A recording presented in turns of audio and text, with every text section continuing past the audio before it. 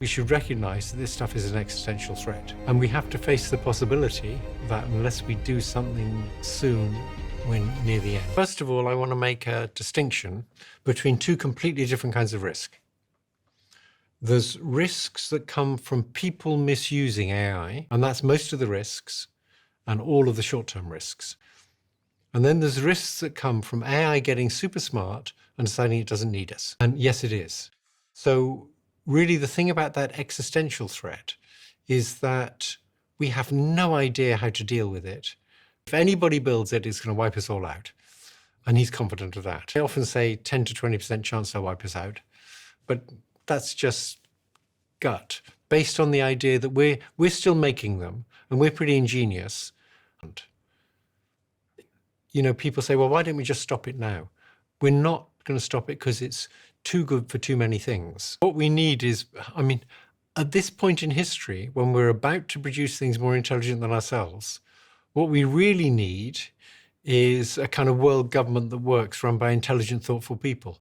And that's not what we got. But if you go on a TikTok or a YouTube or one of these big social networks, the algorithm, as you said, is designed to show you more of the things that you had interest in last time. If you just play that out over 10 years, it's going to drive you further and further and further into whatever ideology or belief you have, and further away from nuance and common sense and parity, which is a pretty remarkable thing. They just open their phones and experience something and think this is the news or the experience everyone else is having. Yes, it will, but you have to decide.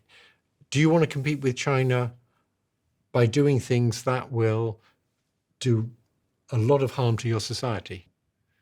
If you want to know what life's like when you're not the apex intelligence, ask a chicken. Accept that you better be sure that when it grows up, it never wants to kill you, because if it ever wanted to kill you, you'd be dead in a few seconds.